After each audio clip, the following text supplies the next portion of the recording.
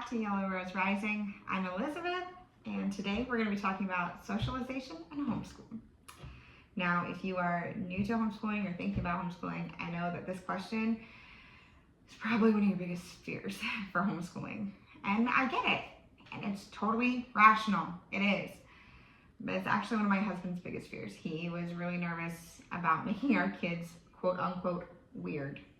Because growing up, being both of us are from public school, we were taught that homeschool kids were weird. We just were. That's just how it was. So breaking through that, fast forward to today, we have to schedule time to be home because the kids are busy with jiu-jitsu or piano or guitar or pathfinders or adventures.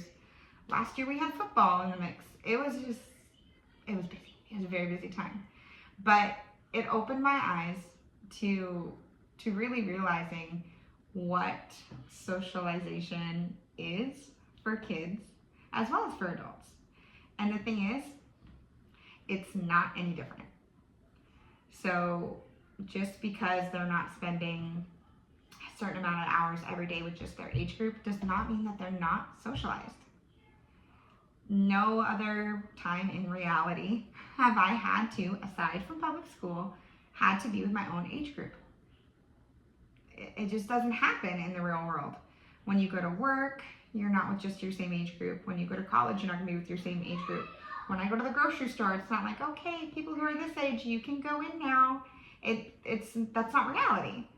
So that's called forced socialization, and it's something that isn't really talked about that much, but it's what it is. So I'm gonna show you or tell you some ways that you can still get some social time with the kids and kind of get that fear out of your head. So a few things that work for my family right now in this season is science club. We love it. We host it once a week, and it's a lot of fun. And honestly, it's super simple to get started. All you do is pick out a science unit that you want to do. We use the Good and the Beautiful science units. We love them, and they work well for a family style lesson. So we grab a unit, we tell our friends, hey, we're going to be studying this. If you want to come join us, come on over. So yesterday we ended up going to a bee farm or a beekeeping farm and learning all about bees and beekeeping. And it was a lot of fun.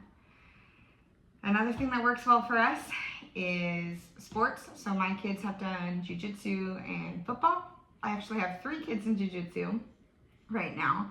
I have a daughter who does not like jiu-jitsu and who does voice lessons as well as, or singing lessons. She'll be singing at our church, as well as piano. And she loves it. My boys also take guitar lessons, which is phenomenal. And yeah, it's not with their music lessons aren't with a big group of people, of course, because it's one-on-one instruction. However, they're still getting socialized because they're mixing with other people. They have to talk, they have to communicate, understanding one another. That is part of being socialized. So those are just some ways that work for our family right now. And some of the things we've done in the past is we've done science clubs, of course, but we've also done Lego club. Now, if you want to do a Lego club, I highly recommend.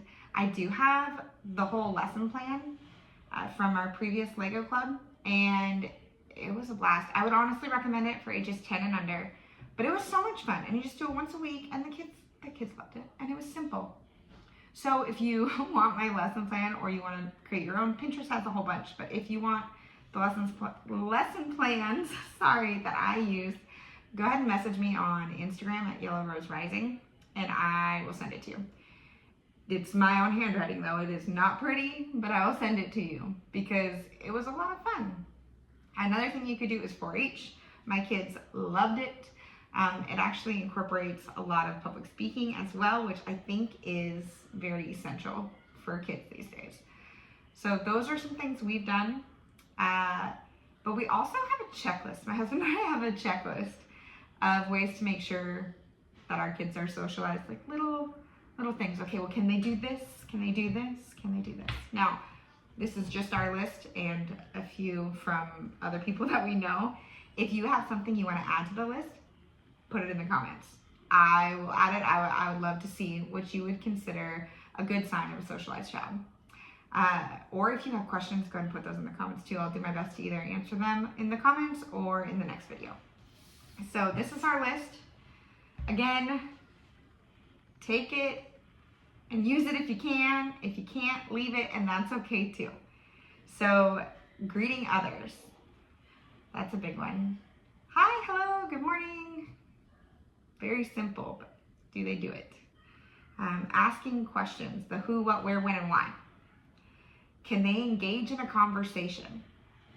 Can they keep the conversation going? Can they form their own thoughts, or are they just regurgitating information that they've heard on a video or something? Or can they form their own conclusion to something and make a point? Those are huge things that would show us, this kid's got a good head on their shoulders and they can talk to us about things and they have their own thoughts and opinions on things, which is amazing. And especially if they can articulate that. Manners, the yes ma'am, no ma'am, yes sir, no sir. Those are a big one. And I know that not everybody is from the South, and so not everybody still uses them, but it's polite. And it should be coming back into style. It should. Ordering their own food at a restaurant. Yeah, big one. I know adults who don't want to do it.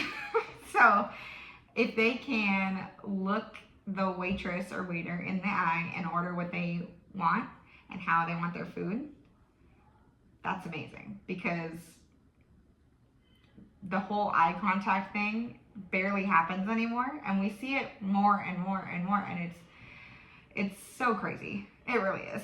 So those are our list. Oh, we have one more. And I don't know if this is just because we deem it important, but I think everybody should be able to do this. Be able to walk into a store, especially like a part store or something, and say, I need this part, or I'm looking for this, or I need a solution to this. Can you help me find it? Something as simple as that and paying are huge, because they're going to do that as adults. We do it as adults. And if you can't articulate what you need, then that's a sign that that area needs work. And so that's our list. I hope that you enjoyed this video. If you have any questions, leave them in the comments. I will try my best to answer them in the next video. If you have something that should be on the list, put it in the comments. I would love to see what you guys use to see if the kids are socialized.